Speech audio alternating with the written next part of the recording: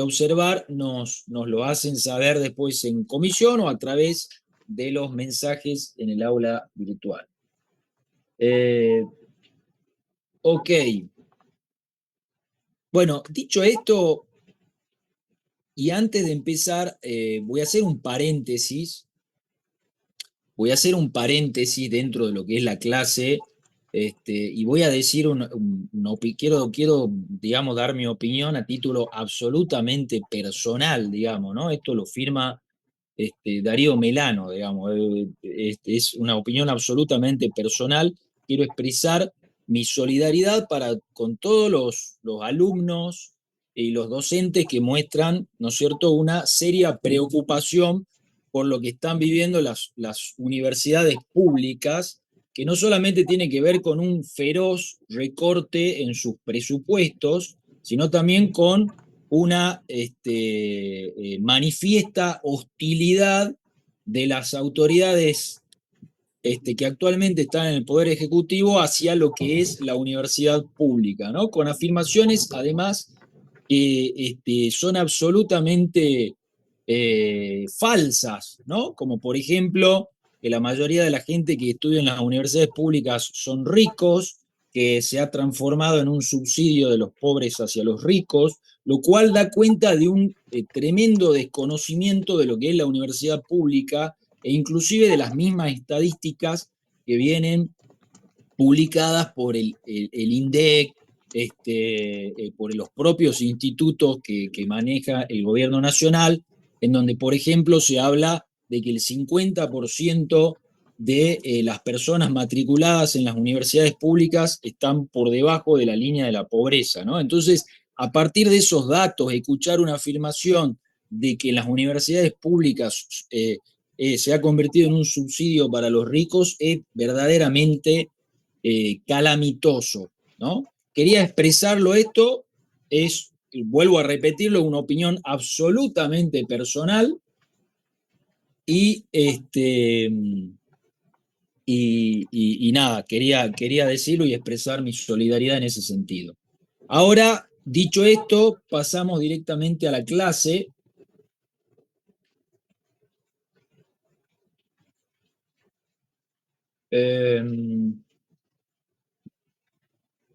Me dicen, no hay nada de fecha en la plataforma, solo un aviso de la misma. En la pestaña regional no está en la fecha. Subí un archivo en PDF, no lo ven ustedes, no lo visualizan el archivo en PDF, que dice régimen de evaluaciones. Dentro de esa pestaña, a ver.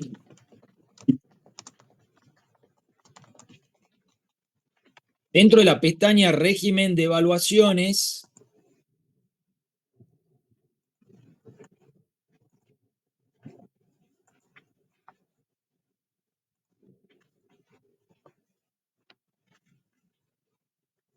sí, ahí estoy viendo que no se subió el archivo. Ahí estoy viendo que no se subió el archivo. Está bien. Apenas termine la clase, vuelvo a intentarlo. No sé qué pasó, yo lo adjunté y se ve que no se cargó. Voy a volver a intentarlo.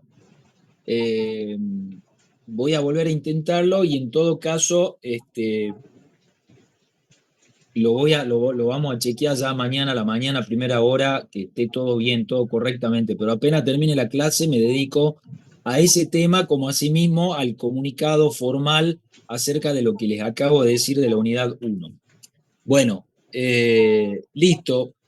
Vamos concretamente a la unidad 8 lo más rápido posible antes de que se nos corte la luz o pase algo. Permítanme que comparto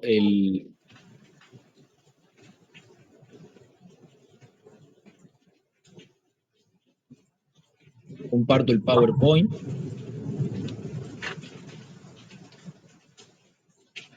Ahí entiendo que lo tienen al PowerPoint. En esta unidad es, digamos, la última unidad que aborda el contenido del primer elemento de las relaciones jurídicas. ¿Ah? ¿Recuerdan cuando hemos comenzado a ver el concepto de relación jurídica en la unidad número 3, hemos hablado de 3 elementos que la integran a la relación jurídica: los sujetos, el objeto y la causa. Cuando hablamos del sujeto, hemos visto persona humana, y ahora vamos a terminar en la unidad número 8 lo que es el concepto del sujeto de la relación jurídica a través del otro tipo de persona, la otra categoría de persona, la otra categoría de sujeto de derecho que tiene nuestro ordenamiento jurídico, que es la persona jurídica, ¿sí? Que es la persona jurídica.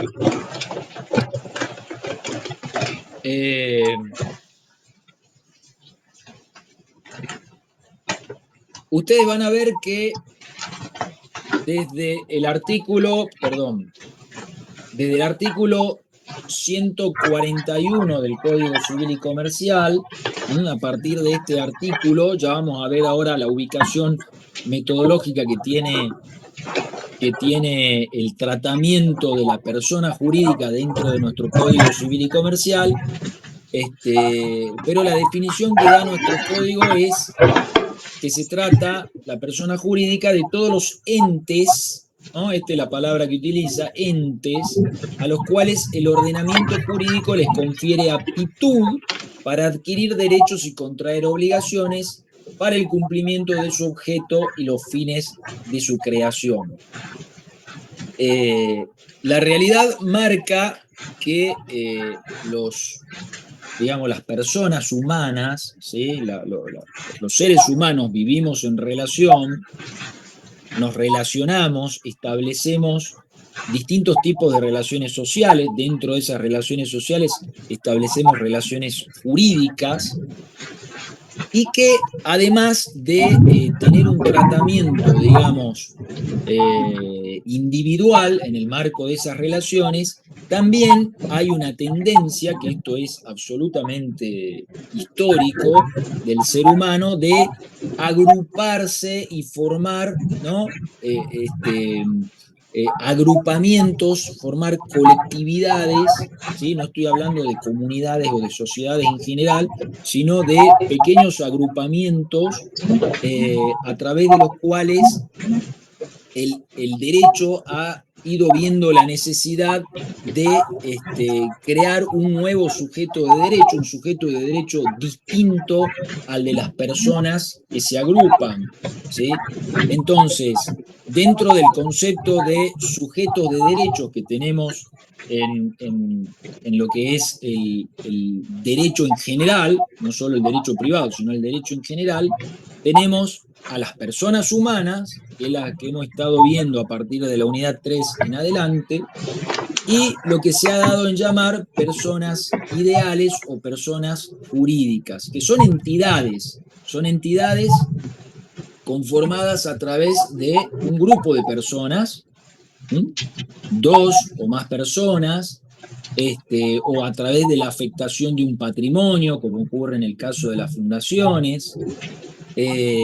Son entes ideales a los cuales es necesario darle el mismo ordenamiento jurídico, le asigna esa capacidad jurídica de ser titular de derechos y de obligaciones, ¿no? Entonces, no van a ser titulares del derecho, de las obligaciones, las personas humanas que conforman esa persona jurídica, sino esa persona jurídica, esa institución, ese sujeto distinto de las mismas personas que la agrupan, digamos, ¿no? Ya vamos a ver ahora concretamente de qué tipos de personas jurídicas estamos hablando, de qué categorías, cuál es la enumeración que actualmente tiene el Código Civil y Comercial de la Nación, pero en términos generales esa es la idea, ¿sí? Y nuestro Código Civil y Comercial tiene un tratamiento muy específico sobre la persona jurídica entre los artículos 141, que es el que da la definición, ¿no? Y es además una definición que asigna capacidad de derecho a estas personas jurídicas, a estos sujetos de derecho, hasta el artículo 224 a través de 3 capítulos. Un capítulo primero en donde habla de la parte, donde tiene, digamos, regulaciones generales sobre todas las personas jurídicas, y después tiene 2 capítulos específicos sobre 2 personas jurídicas en particular, las asociaciones y las fundaciones, que es lo que veríamos después ya mañana en comisión. Hoy vamos a ver en general algunas normas del funcionamiento de las personas jurídicas, de lo que tiene que ver con la parte general de la persona.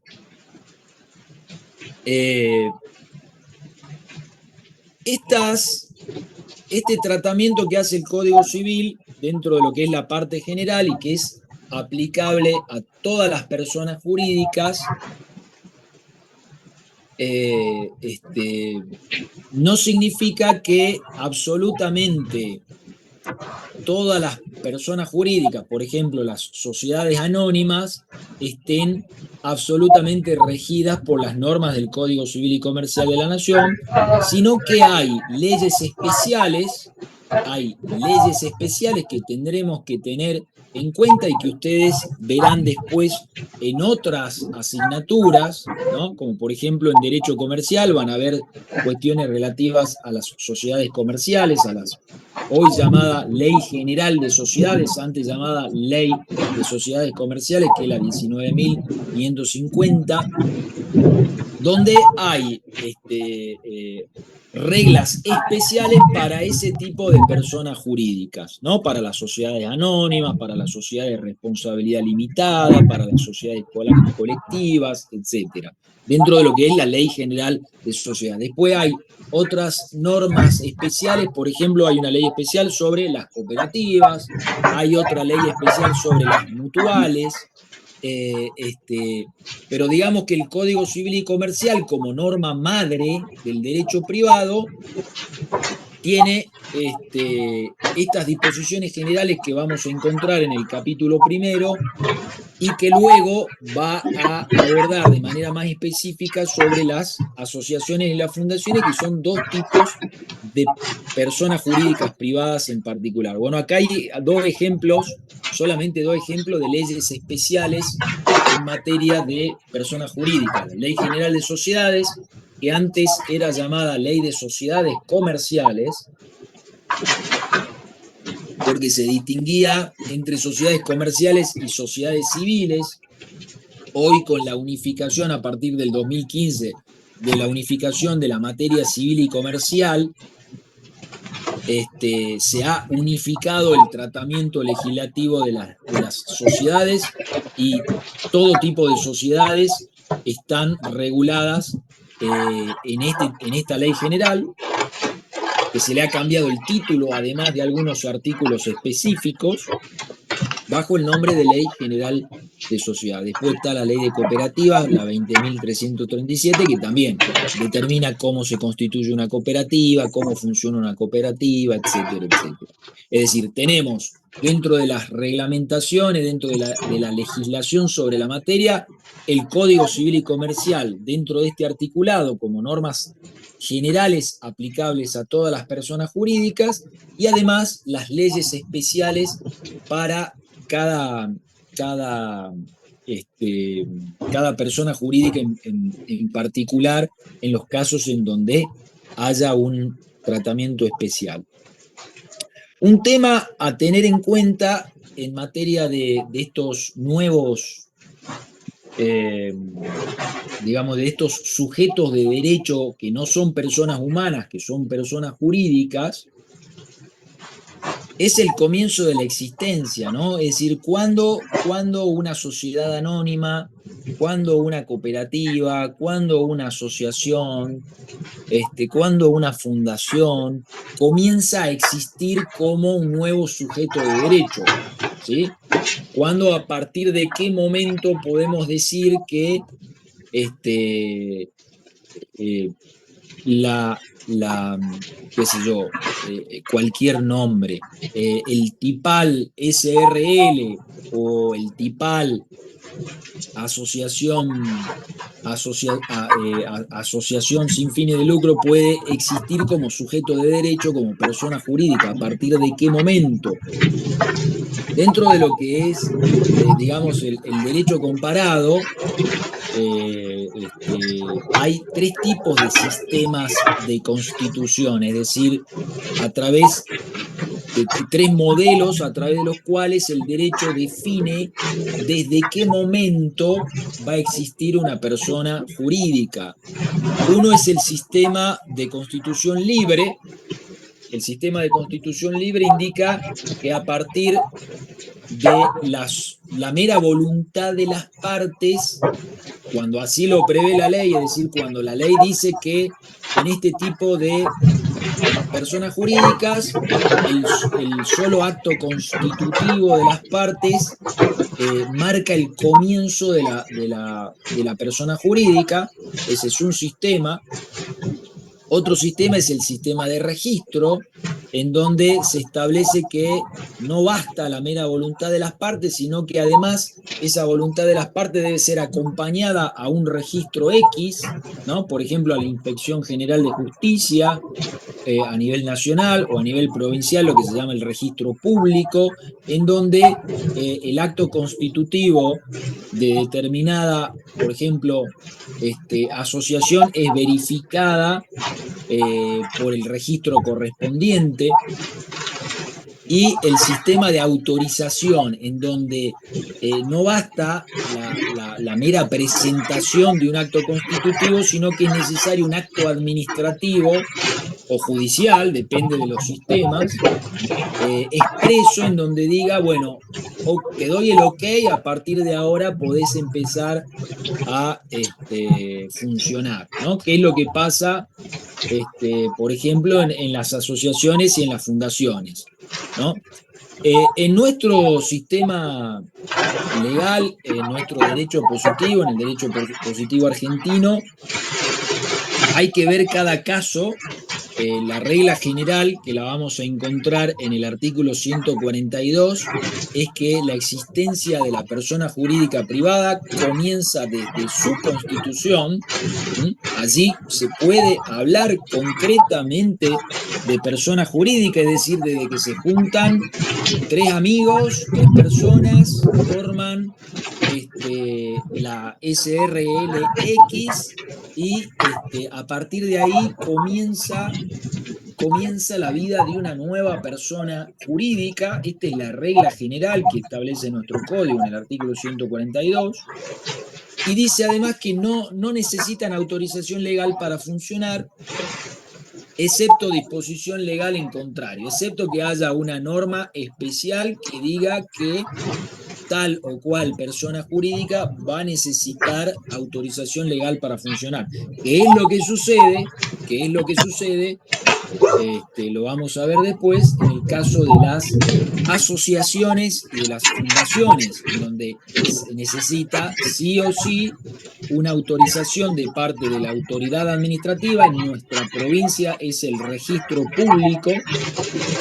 Antes se llamaba el registro público de comercio, hoy se llama lisa y llanamente el registro público, que funciona dentro de la órbita del Poder Ejecutivo, dentro de la órbita de Fiscalía de Estado, que tiene a su vez dos direcciones, una dedicada a las sociedades comerciales, otra dedicada a las asociaciones y las fundaciones. En el caso de las asociaciones y de las fundaciones, necesitan de la autorización previa, de la autorización previa por parte de la autoridad administrativa, de Fiscalía de Estado, para poder funcionar, ¿no? Sin esa autorización no pueden funcionar. En el caso de las asociaciones, hasta que no tengan esa autorización, funcionan como simple asociación, ¿no? Eso es también algo que lo vamos a ver después. Esto ha ido cambiando con el tiempo porque, por ejemplo, hasta hace 2 o 3 años esta autorización se la daba en la órbita, el registro público funcionaba dentro de la órbita del Poder Judicial, y eran jueces los que emitían estas autorizaciones. Hace 2 o 3 años en la provincia de Jujuy una modificación del sistema y esto pasó a la órbita, como les digo, de Fiscalía de Estado del área, es decir, dentro de la órbita del Poder Ejecutivo, ¿no? Y lo que se da es una autorización administrativa, ¿no? De hecho, hay una página web que yo se las puedo compartir, en donde ustedes van a encontrar, a ver si se las puedo compartir ahora mismo.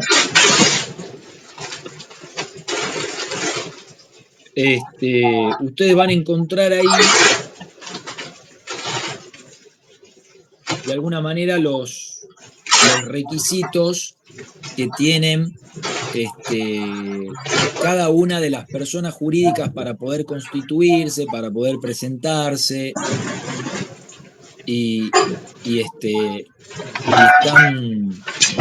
están bastante claras, digamos, ¿no?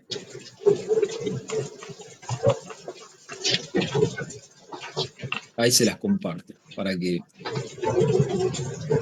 para mayor, digamos, precisión.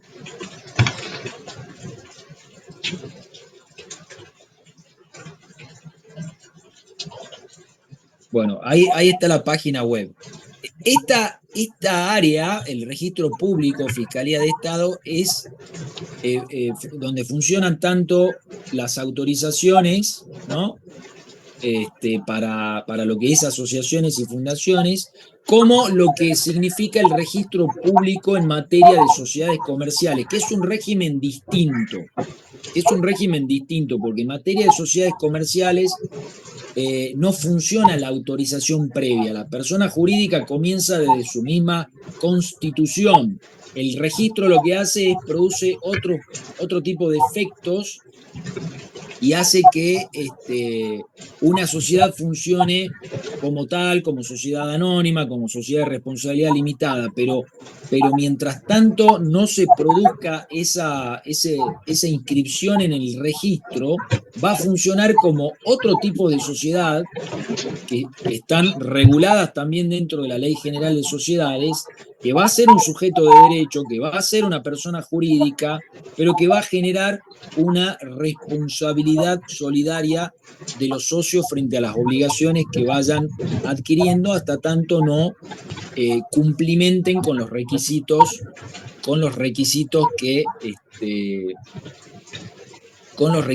que marca la legislación, ¿sí? Esto ya es materia de sociedades comerciales, lo van a ver bien ahí a cómo funciona esto, digamos, ¿no?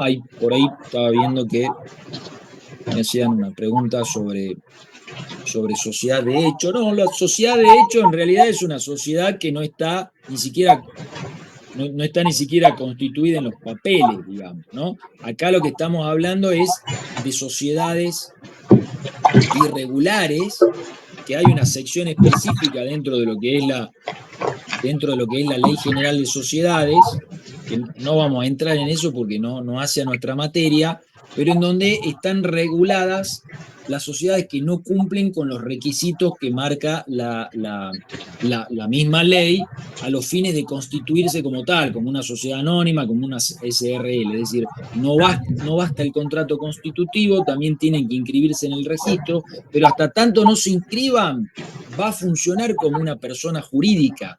Es decir, la inscripción en el registro no es un condicionamiento para ser reconocida como persona jurídica, sino para ser reconocida bajo el tipo específico que se requiere en el campo de la Ley General de Sociedades, ¿no?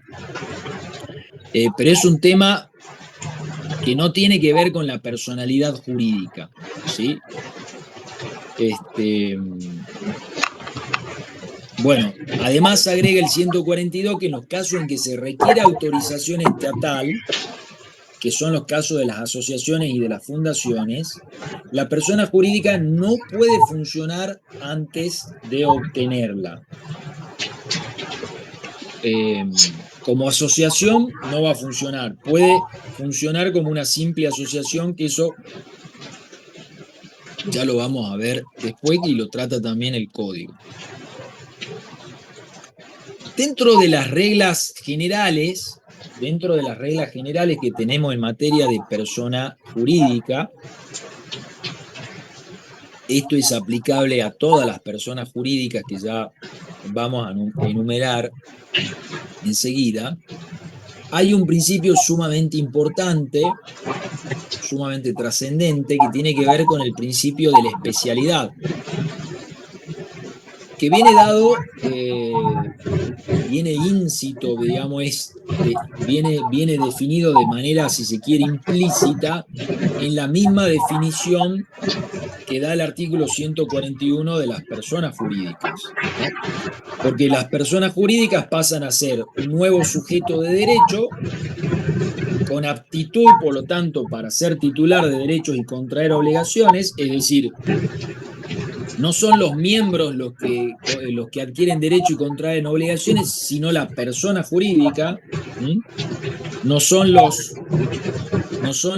asociados del Club Atlético Boca Juniors los que adquieren derechos y contraen obligaciones, sino la persona jurídica Boca Juniors, que es una asociación civil. Ahora, esa aptitud para adquirir derechos y contraer obligaciones es para el cumplimiento de su objeto y los fines de su creación, ¿no? Porque cuando se crea una persona jurídica, ya sea una asociación civil, ya sea una cooperativa, ya sea una mutual, ya sea una fundación, se la crea con un objeto que tiene que estar claramente delimitado, ¿no? Y con una finalidad específica, ¿bien? Y ese objeto y esa finalidad son las que van a constreñir, digamos, delimitar la zona de su actuación. No puede desviarse de esa zona de actuación, ¿sí? Una asociación civil sin fines de lucro no puede dedicarse al negocio inmobiliario, no puede dedicarse al mundo financiero, porque se estaría yendo de su objeto y de su creación, ¿no? Una asociación civil, por ejemplo, creada con el objeto de promover, qué sé yo, la educación católica, por ejemplo, como es muy común en los casos de los colegios católicos, suelen estar estructurado bajo la forma jurídica de una asociación civil sin fines de lucro. Bueno, una asociación civil sin fines de lucro no puede dedicarse a la actividad financiera, no puede desarrollar su actuación fuera de la zona que le marca su objeto y su finalidad, ¿no? Esto se llama el principio de especialidad, que tiene que ver con la capacidad de derecho ya delimitada que viene dada por la persona jurídica, ¿no? Y ustedes ven en el artículo 141, si quieren lo pueden compartir, define esto, ¿no? Lo define como un sujeto de derecho con una aptitud para adquirir derechos y contraer obligaciones para el cumplimiento de su objeto y los fines de su creación, no para otra cosa. Entonces, todos los actos que estén dentro de la esfera de sus finalidades o de su objeto es lo que marca este principio de especialidad de la capacidad de derecho. Acá estamos hablando de la capacidad de derecho de las personas jurídicas, ¿sí? Y no es que se trate de una restricción o de una limitación de la capacidad, sino que fue creada para eso, no para otra cosa. Bien, el objeto de una persona jurídica, cuando se arman los estatutos de las asociaciones, cuando se arma el estatuto de una sociedad anónima o de una SRL o de una fundación, es uno de los capítulos, es uno de los artículos, digamos, del estatuto que más se controla en el área de Fiscalía de Estado, porque es lo que es lo que va a definir la actuación de la persona jurídica. Y tiene que estar claramente determinado, no puede ser abstracto, ¿sí? No puede ser muy genérico. Tiene que haber una enumeración concreta de cuáles son las actividades y hacia dónde tiende determinada persona jurídica, es decir, la SRL que se está creando, ¿a qué ámbito del comercio se va a dedicar? ¿Va a ser una empresa de transporte? ¿Va a ser una empresa financiera? ¿A qué ámbito del comercio se va a dedicar? Ese objeto claramente determinado, preciso y concreto es lo que va a marcar la especialidad, el llamado principio de especialidad de la capacidad de la persona.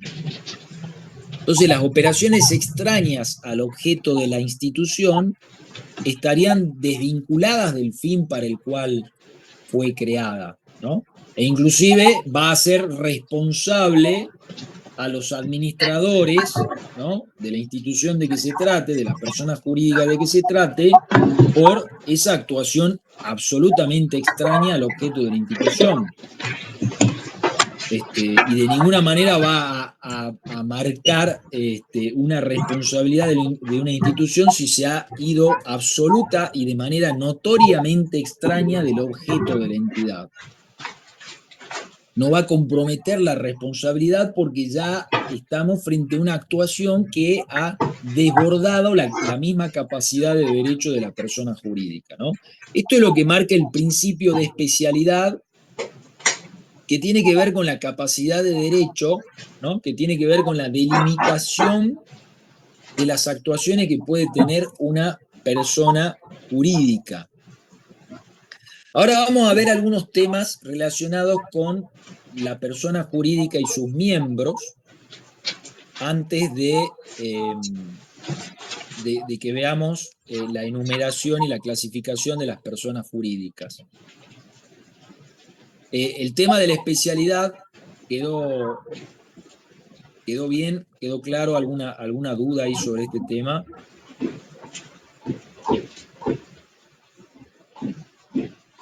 Seguimos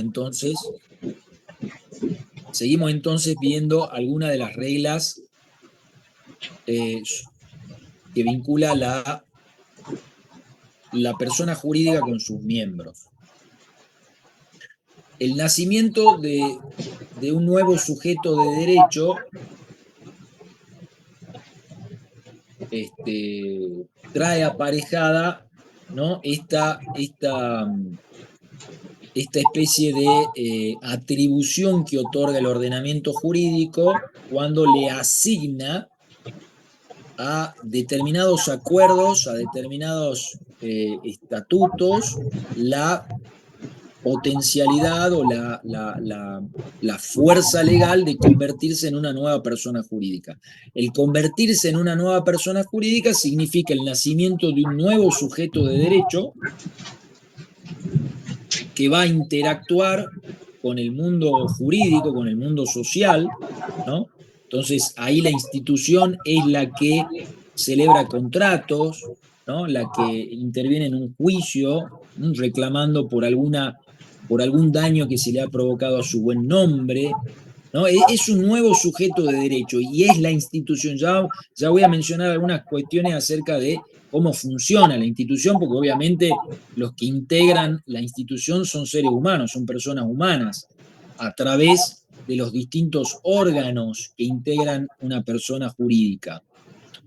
Pero es la institución, ¿no?, es la institución la que interactúa porque es un nuevo sujeto de derecho que tiene un patrimonio, que tiene distinta responsabilidad y que se ha diferenciado del patrimonio y de la responsabilidad de los miembros que la integran. Esto marca la regla o el principio. Yo entiendo que esto es una regla, la regla de la personalidad diferenciada, ¿sí? Que los socios que han integrado una sociedad anónima no se confunden con la sociedad anónima. La sociedad anónima es una, tiene un patrimonio, tiene una responsabilidad, y los socios tienen su patrimonio, su responsabilidad diferenciada de la persona jurídica que acaban de crear. Lo mismo en cualquier tipo de persona jurídica. Después veremos si la responsabilidad de los socios o de los asociados va de la mano, es solidaria o es mancomunada, eso ya es materia de obligaciones, pero frente a terceros por las deudas asumidas por la persona jurídica. Pero la persona jurídica tiene una serie de atributos semejantes a los de la persona humana. Va a tener un nombre, va a tener un patrimonio, va a tener un domicilio y va a tener una capacidad definida y propia, diferenciada de la de los miembros, ¿no? Esto está en el 143, cuando habla de la persona jurídica, tiene una personalidad distinta de la de sus miembros. Los miembros no responden por las obligaciones de la persona jurídica, excepto en los supuestos que expresamente se prevén en este título y lo que disponga la ley especial. O sea, la regla general es que no responden, pero puede suceder en algunas personas jurídicas específicas, como por ejemplo en las sociedades colectivas, esto es materia de derecho comercial, pero lo van a ver allí que en ese tipo de sociedades que tienen una estructura determinada, los miembros son responsables solidarios de las obligaciones de la sociedad, ¿no? Después hay otros tipos de sociedades, como en las sociedades irregulares que aún no están inscritas, en donde los socios van a responder de manera mancomunada también frente a las obligaciones que tenga la sociedad. Pero eso no significa el régimen de responsabilidad, ya sea solidaria o subsidiaria, no significa que no existan dos personas jurídicas distintas o dos personas, ¿no? Dos sujetos de derecho distintos. Por un lado, la persona jurídica, por otro lado, los distintos sujetos de derechos humanos, ¿no? Las distintas personas humanas que integran como socios, como asociados, como lo que fuere, esa persona jurídica.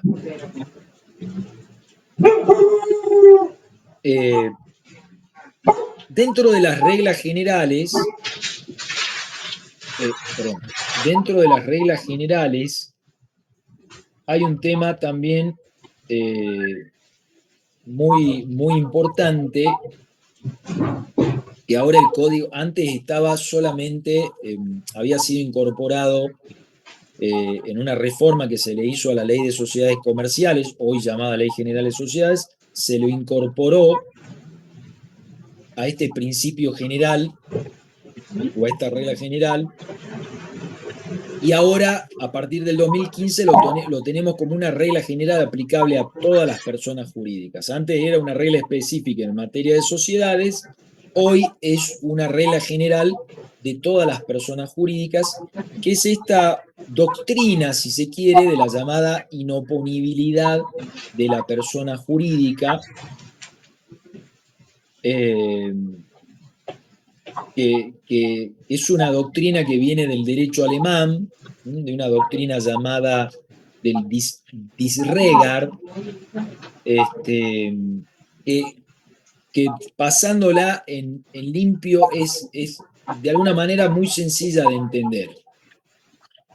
¿Qué es lo que significa esto? Cuando se crea una persona jurídica y nace un nuevo sujeto de derecho, hemos dicho que el principio de especialidad marca que esa nueva persona jurídica, ese nuevo sujeto de derecho, va a tener una potestad legal de actuar, ¿no? A través de sus órganos sociales, ¿no? A través de la comisión directiva, a través del directorio en una sociedad anónima, etcétera, a través de los órganos que tienen su representación, va a poder actuar con capacidad para el cumplimiento de los fines lícitos de la creación, para el cumplimiento de su objeto dentro de un marco de legalidad, ¿no?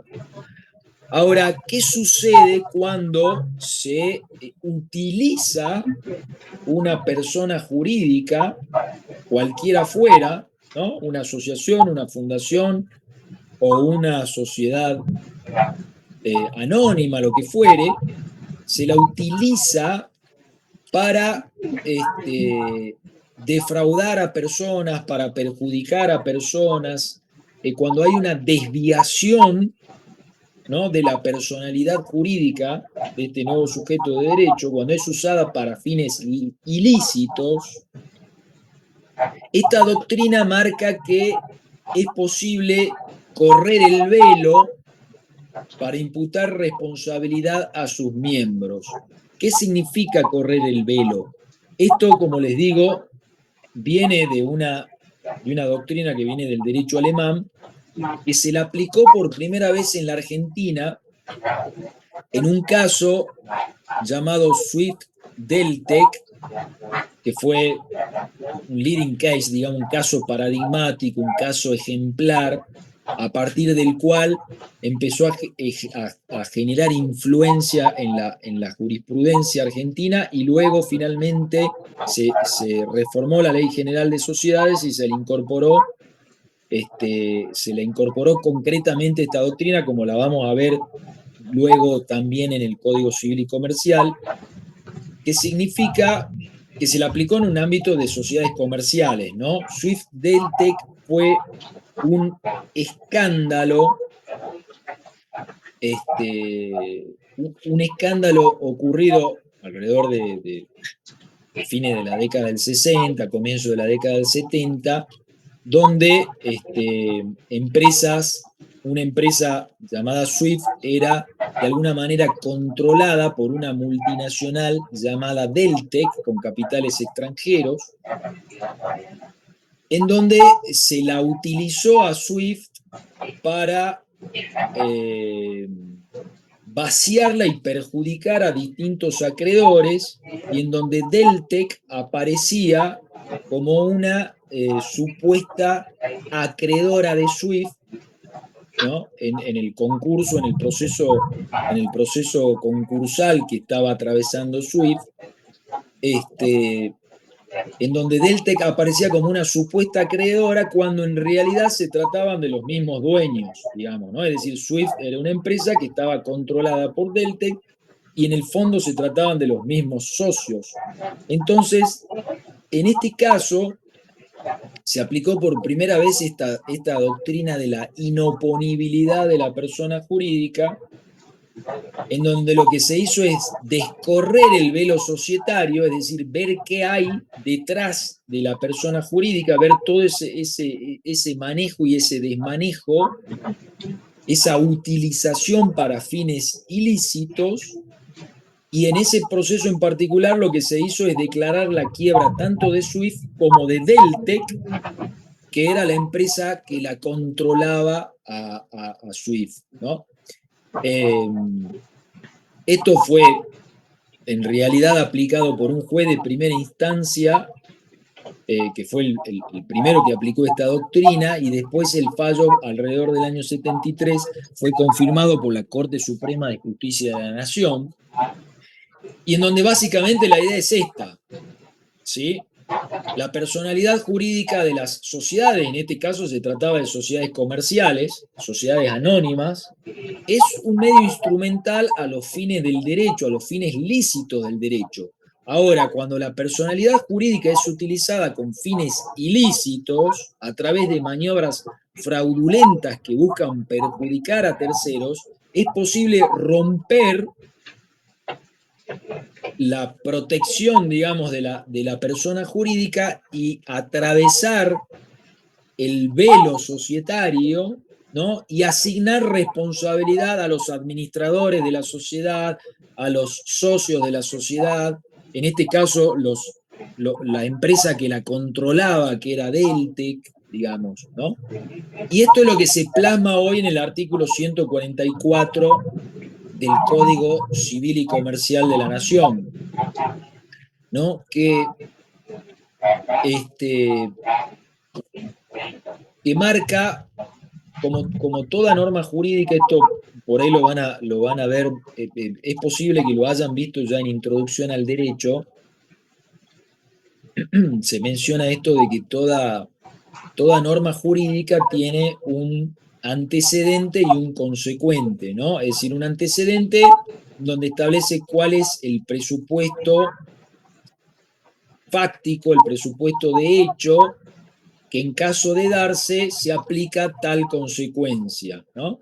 Que a veces es muy difícil de leer en una norma, pero por ejemplo en esta norma está muy clara cuál es el antecedente y cuál es el consecuente. El antecedente, el presupuesto, digamos, de aplicación de la norma, es esta parte del artículo que dice que la actuación que está destinada a la consecución de fines ajenos a la persona jurídica, que constituye un recurso para violar la ley, el orden público, la buena fe o para frustrar derechos de cualquier persona, como ocurrió en el caso Swift y Deltec, donde se estaba perjudicando al resto de los acreedores del concurso, ¿no? A través de esa maniobra fraudulenta de hacer aparecer a Deltec como un acreedor de Swift cuando en realidad se trataba de los mismos asociados.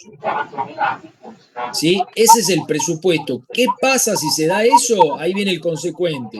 Se imputa a quienes a título de socios, asociados, miembros, controlantes, directos o indirectos, la hicieron posible, quienes responderán solidaria e ilimitadamente por los perjuicios causados. Esto es básica y sencillamente lo que se llama la doctrina de la inoponibilidad de la persona jurídica, que hoy tiene una norma especial en el artículo 144, ¿no? Los casos que pueden ocurrir acá son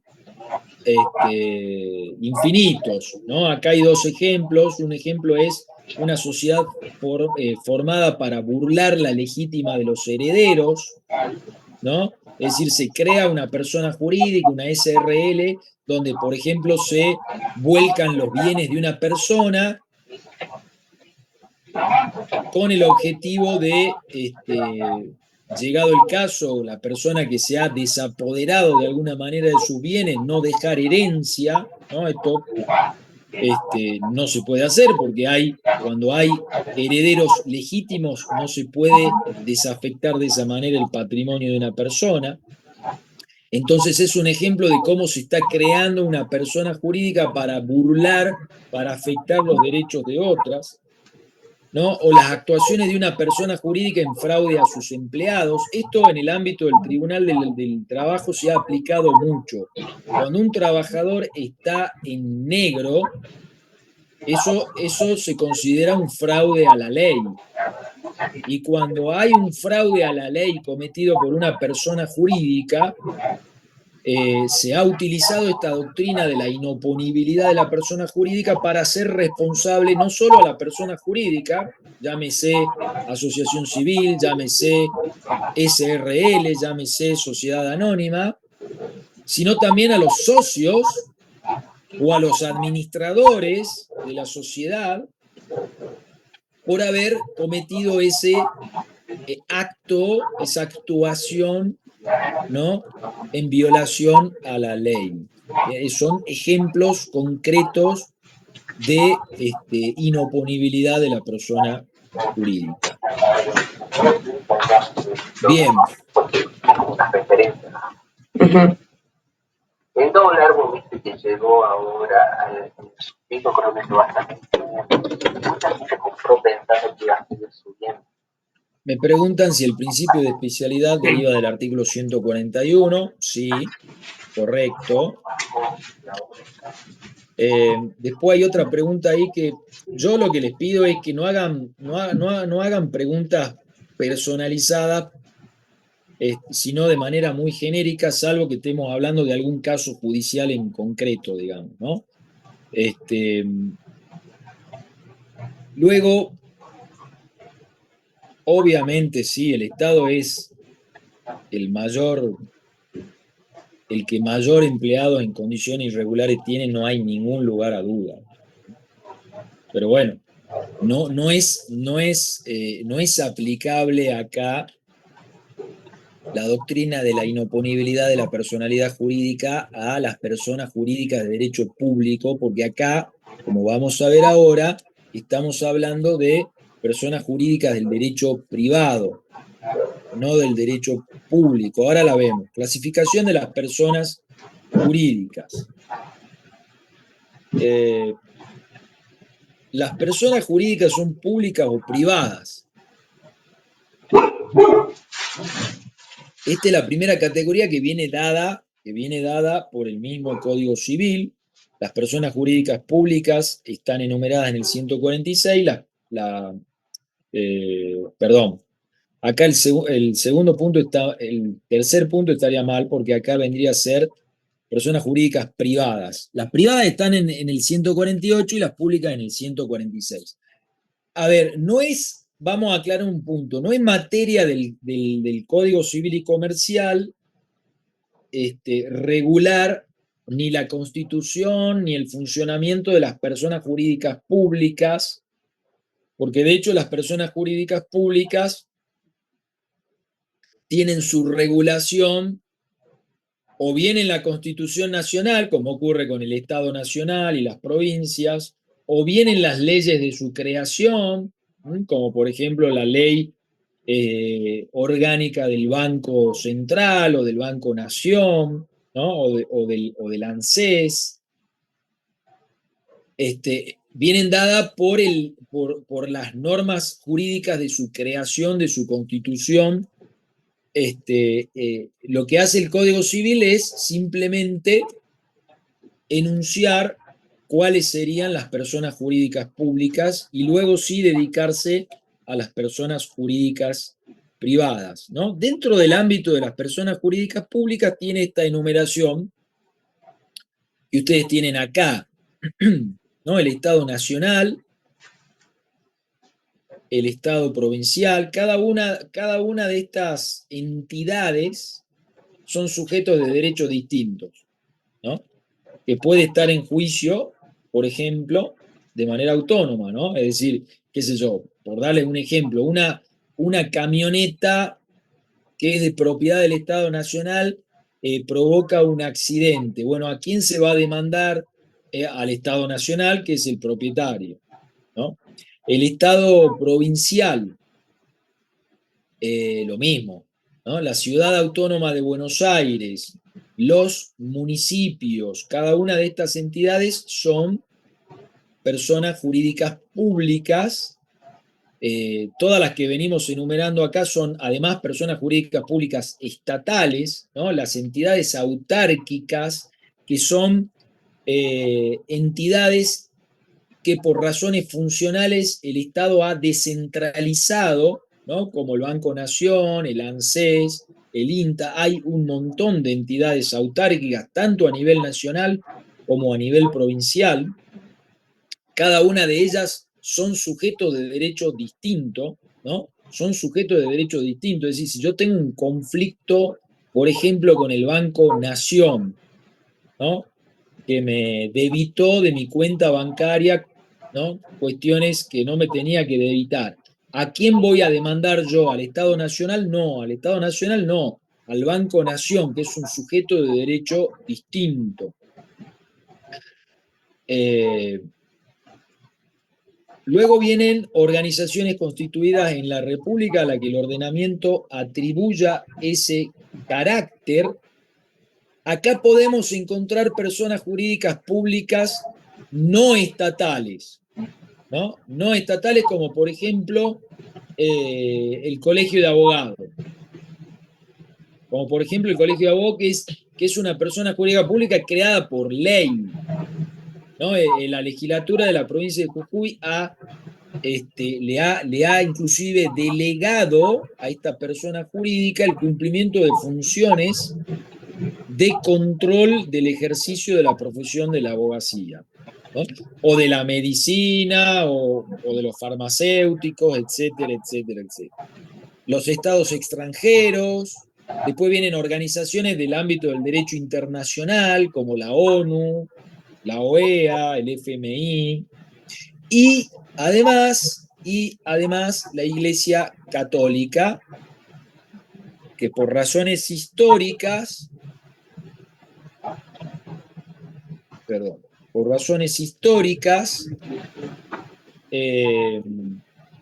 ha tenido de alguna manera una especial relación con el Estado argentino y es considerada una persona jurídica de carácter público, lo cual no significa que el Estado Nacional Argentino sea un Estado este, confesional, digamos, ¿no? Es un Estado laico, pero sin embargo, por razones históricas,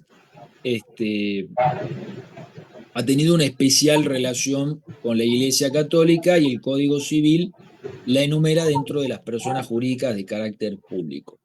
Después vienen la enumeración sobre las personas jurídicas de carácter privado, que son las que trata el código en sus reglas, ¿no?, generales, que hemos visto sobre la personalidad diferenciada, sobre la inoponibilidad de la persona jurídica, ¿sí?, sobre el principio de especialidad, las normas de funcionamiento que tiene el Código Civil y Comercial son aplicables a las personas jurídicas privadas.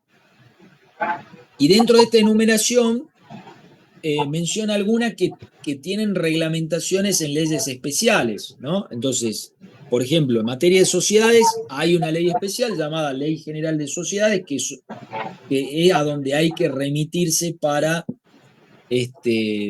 saber de qué se trata cuando hablamos de sociedades. Esto es un tema que ustedes lo van a ver no acá, sino en derecho comercial o en derecho societario. Las asociaciones civiles sí están reguladas por el Código Civil y Comercial, entre el artículo 168 al 186. Las simples asociaciones también sí están reguladas en el Código. Las fundaciones también.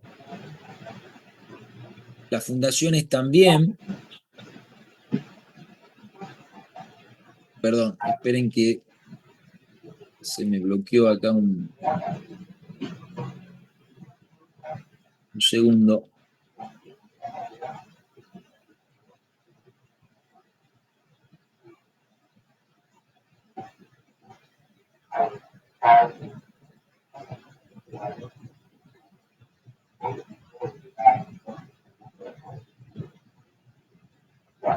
Ahí volví. Las fundaciones también están reguladas en el Código. Tanto las asociaciones civiles, las simples asociaciones, como las fundaciones son tres sujetos de derecho que lo vemos aquí en parte general.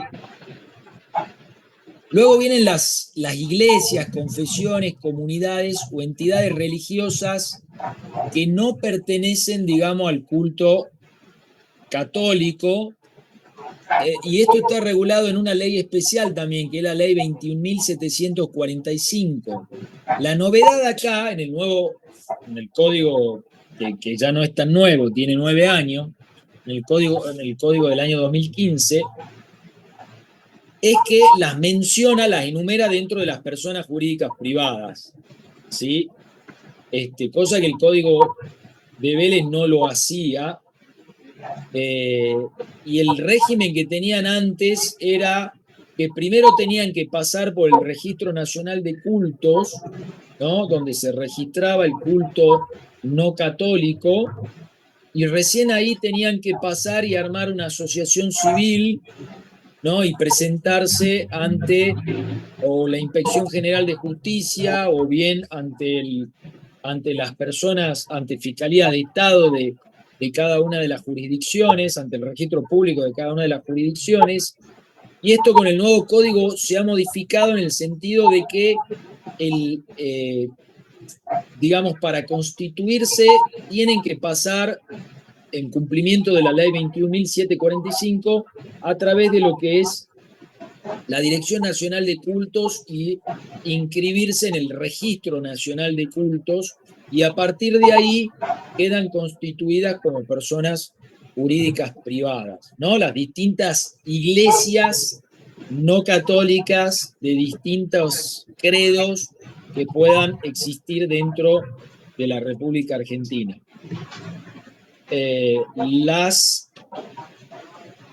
mutuales también tienen una ley especial, la 20.321, las cooperativas tienen una ley especial, el consorcio de propiedad horizontal, ¿no? La propiedad horizontal es un derecho real regulado por el Código Civil y Comercial, y el consorcio de la propiedad horizontal es considerado como también un sujeto de derecho, una persona jurídica privada, y así está determinado en el Código Civil en el artículo 2044.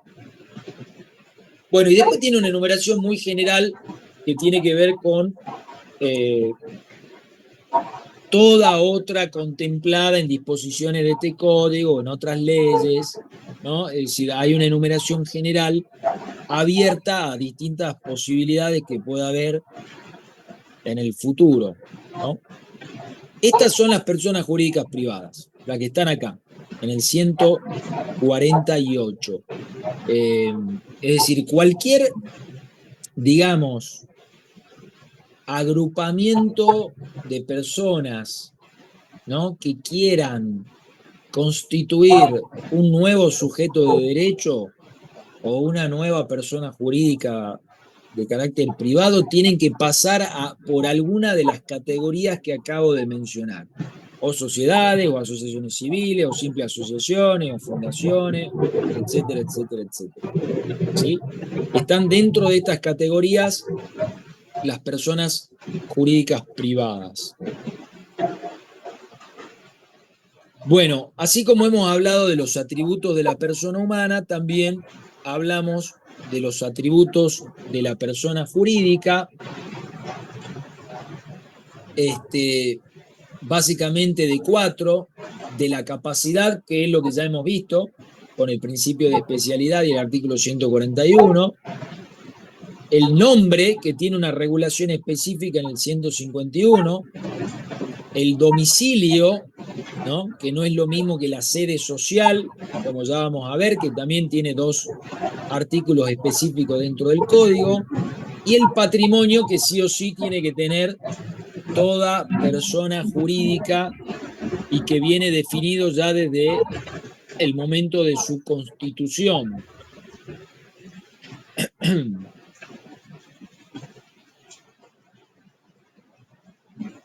A ver, empecemos por el nombre dentro de esta enumeración.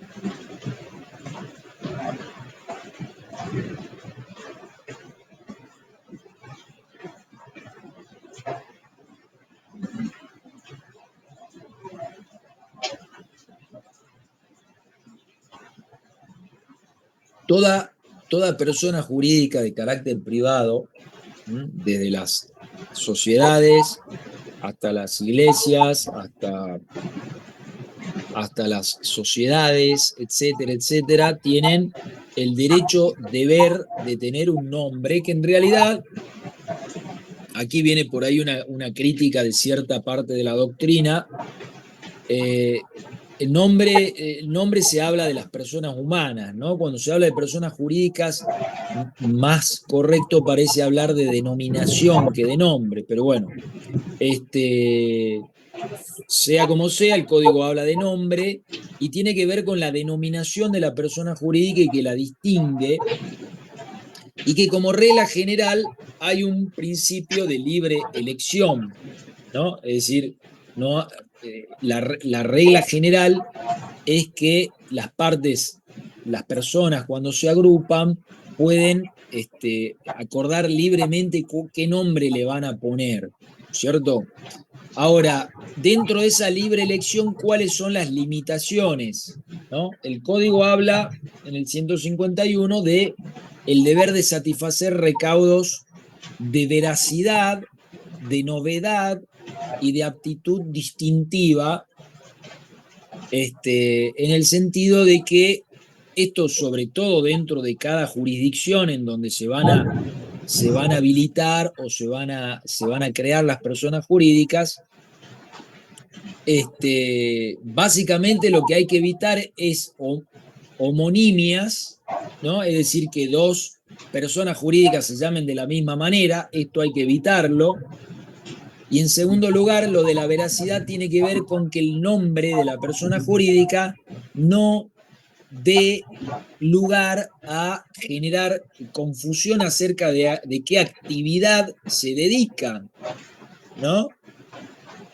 Es decir, si estamos hablando de una persona jurídica que se va a dedicar al negocio inmobiliario, no la vamos a llamar de asistencia social y cultural, porque se va a dedicar al negocio inmobiliario, no a la asistencia social y cultural, ¿no es cierto? Entonces, básicamente estos son los criterios, ¿no? Es decir, veracidad, novedad y aptitud distintiva, ¿para qué? Para evitar nombres iguales y para evitar que nombres equívocos puedan generar confusión en la gente. Luego tenemos que hacer una distinción entre lo que es el nombre comercial y el nombre social, ¿no? Una cosa es el nombre social, la denominación social de la persona jurídica, que es como está definida en su estatuto, en su acto constitutivo, es como se va a inscribir, por ejemplo, si se trata de una asociación o de una fundación en Fiscalía de Estado, en el registro público, o lo mismo si se trata de una sociedad anónima, que además debe ir precedida o seguida del nombre de su razón social concreta. Es decir, por ejemplo, si se trata de una empresa agrícola que se va a llamar Los Tipales, ¿no? Ese va a ser su nombre social, y es una sociedad anónima, tiene que ser Los Tipales SA, Sociedad Anónima, ese es el nombre que tiene que ir, y así se va así se va a denominar la persona jurídica, ese va a ser su nombre social, o por ejemplo el Tipal SRL, una empresa que se va a dedicar, por ejemplo, a abrir restaurantes. Ahora, el nombre comercial, ese es el nombre de fantasía que se le va a dar al comercio, ¿no? Si se trata de una empresa que se dedica al negocio gastronómico, tiene bares, restaurantes, no le va a poner al negocio los Tipales SRL, no, se va a llamar, no sé, Carena, Sorba, etcétera, digamos, le va a poner un nombre comercial. Ahora uno entra a ese bar que se llama de X manera, que va a tener un nombre atractivo para que el público vaya y por lo menos el nombre convoque, ¿no es cierto? Y cuando se siente a tomar y le traigan el ticket sí va a tener el nombre social, ¿no? El Tipal SRL, por ejemplo. Pero no es lo mismo el nombre social que el nombre comercial. El nombre comercial es un nombre de fantasía que lo puede tener tanto un comerciante individual, ¿no? El ticket puede ir a nombre del dueño, que es fulano de tal, ¿sí? Y el nombre de fantasía es el nombre que lleva el comercio, o lo puede tener una persona jurídica que está constituida como SRL, SA, ¿no? Este, o que, por ejemplo, se dedique a la actividad educativa y sea una asociación civil. Cuando vas a pagar la cuota, en la factura te va a salir el nombre de la asociación civil a donde estás pagando la cuota, por más que el colegio se llame de otra manera. Bien, una cosa es el nombre comercial y otra cosa es el nombre social. Bueno, esta regla la tienen claramente marcada en el 151. Después tenemos otro atributo importante dentro de lo que es la persona jurídica, que es diferente de lo que es el domicilio real y legal de las personas humanas, que es el domicilio social y que hay que distinguirlo de lo que es la sede social. Cuando hablamos de personas jurídicas y hablamos de domicilio, estamos hablando de la ciudad donde se asienta la persona jurídica, ¿no? De hecho, esto se establece así en los estatutos. En los estatutos es obligatorio que esté determinado el domicilio. en qué ciudad está ubicada la persona jurídica, no en qué dirección concreta, ¿sí? Sino en qué ciudad. Entonces, si armamos el estatuto de una SRL que va a funcionar en San Salvador de Jujuy, el domicilio va a ser en la ciudad de San Salvador de Jujuy. No le vamos a poner la Madrid número tanto, no, porque eso es la sede social, que es el lugar donde funciona la administración, que puede o no puede estar en el estatuto, ¿sí? Pero hay que distinguir esto, el domicilio de la sede social. Entonces, el domicilio de la persona jurídica es el fijado en sus estatutos o bien en la autorización que se les dio para funcionar. ¿Qué pasa cuando una persona jurídica tiene muchas sucursales en el mismo domicilio, ¿no? Es decir, estamos hablando de, esto sucede mucho en el ámbito comercial, por ejemplo, cuando, una, cuando un comercio determinado tiene una cadena, por decirlo de alguna manera, donde hay varias sucursales, ¿no? Tiene una sucursal en el barrio Centro, otra en el barrio Gorriti, otra. Bueno, la persona jurídica, esto es una regla también que está dentro del 152, la persona jurídica que posee muchos establecimientos o sucursales tiene su domicilio especial en el lugar, perdón, en el lugar donde dichos en el lugar, perdón, en el lugar de dichos establecimientos solo para la ejecución de las obligaciones ahí contraídas, ¿no? Entonces el domicilio va a ser en cada una de las sucursales para la ejecución de las obligaciones ahí contraídas. Por ejemplo, vamos a suponer un comercio de electrodomésticos, ¿no? Que hay una sucursal en un barrio, otra sucursal en otro barrio. Bueno, si yo tuve un problema X, ¿no? Yo consumidor, tuve un problema X en la sucursal del barrio tal, bueno, esa sucursal, la sede de esa sucursal va a ser el domicilio para la ejecución de las obligaciones. Esto significa que yo voy a poder cursar las notificaciones ahí, ¿bien? Porque en definitiva se trata de esto, de dónde cursar eventualmente notificaciones o dónde me puedo apersonar para exigir el cumplimiento de determinadas obligaciones que asumió la persona jurídica, ¿no? ¿Qué pasa en cambio cuando es necesario un cambio de domicilio? Es decir, la persona jurídica se va a mudar de San Salvador a, qué sé yo, a Libertador General San Martín. Bueno, eso requiere una modificación del estatuto. ¿Por qué? Porque en el estatuto tiene que estar el domicilio y tiene que estar la ciudad donde se asienta la persona jurídica. En cambio, si se trata de la sede, que es donde está físicamente el lugar donde funciona la administración, ¿no? El domicilio exacto, ¿no? Con la dirección concreta, si no se lo ha puesto en el estatuto, puede ser resuelto por el órgano de administración, ¿no? Que por ejemplo, si se trata de una asociación civil, es la comisión directiva la que lo va a resolver, no hace falta reformar el estatuto. Eh, y ahí, en esa sede, que además es necesario registrarla también y comunicarla en el registro público, tanto si se trata de una asociación civil como si se trata de una sociedad. En esa sede se tienen por válidas y vinculantes todas las notificaciones en la sede inscripta, ¿no? Por más que se haya mudado. Vamos a suponer entonces que un comercio tiene su sede inscripta en el registro público en tal lugar y se mudó. Por más que se haya mudado, si no hizo el cambio de sede en el registro correspondiente, la notificación que uno le curse en la sede inscrita va a ser válida, ¿no? Esto es muy importante, sobre todo cuando se tienen que enfrentar procesos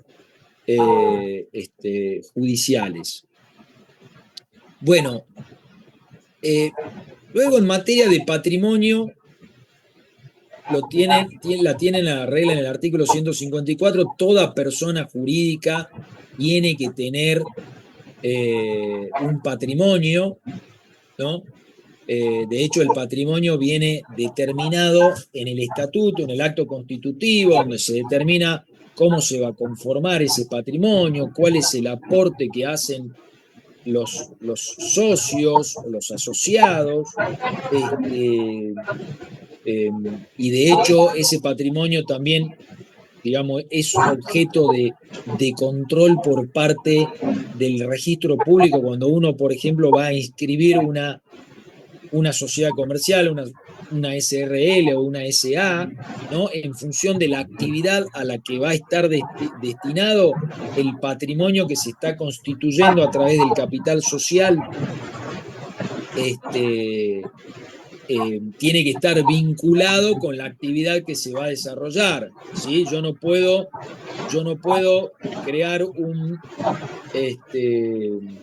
una sociedad anónima que se va a dedicar a hacer una empresa de transporte.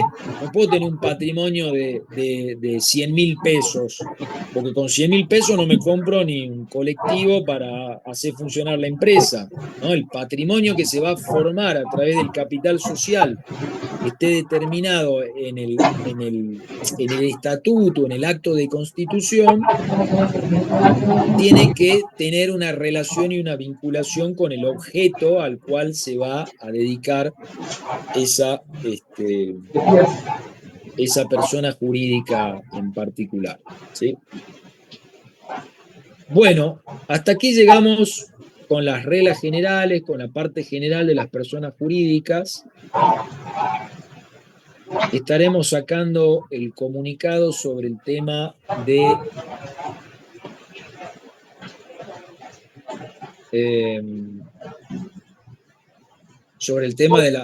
como les dije, de la comisión para mañana.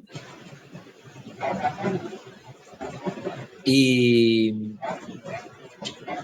bueno, no sé, a ver si hay alguna pregunta.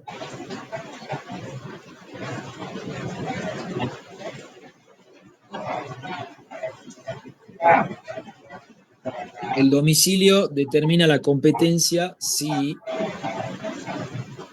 domicilio social es la jurisdicción y la sede social donde está ubicada la administración de la explotación principal.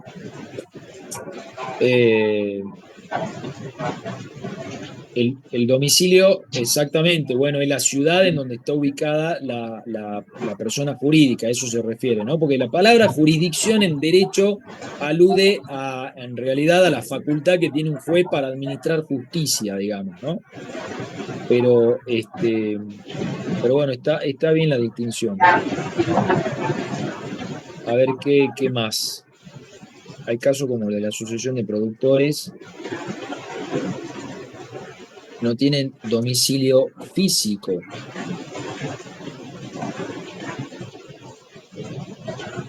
No, bueno, pero en todas las... más allá de que la sede social, por ejemplo, no esté en el estatuto, no sea un requisito que esté en el estatuto, cuando vas a constituir, por ejemplo, si estamos hablando de una asociación, para poder constituirla uno tiene que inscribir, además del estatuto, tiene que denunciar e inscribir la sede social. Eso sí es un requisito, no de constitución, pero sí para que te autoricen a funcionar, tenés que tener una sede social. No, el tema de la diferencia entre domicilio y sede en materia de persona jurídica es esa, ¿sí? La sede es el lugar físico donde está la administración de la persona jurídica, donde funciona físicamente, es decir, en otras palabras, la dirección, ¿no? Belgrano 848 de la ciudad de San Salvador de Jujuy, mientras que el domicilio alude a la ciudad en donde va a desarrollar su actividad. Bien, San Salvador de Jujuy, San Pedro de Jujuy, Libertador, etc. Esa es la diferencia entre domicilio y sede social. Bueno, con esto concluimos. Se largó con todo acá, no me escucho ni mi voz.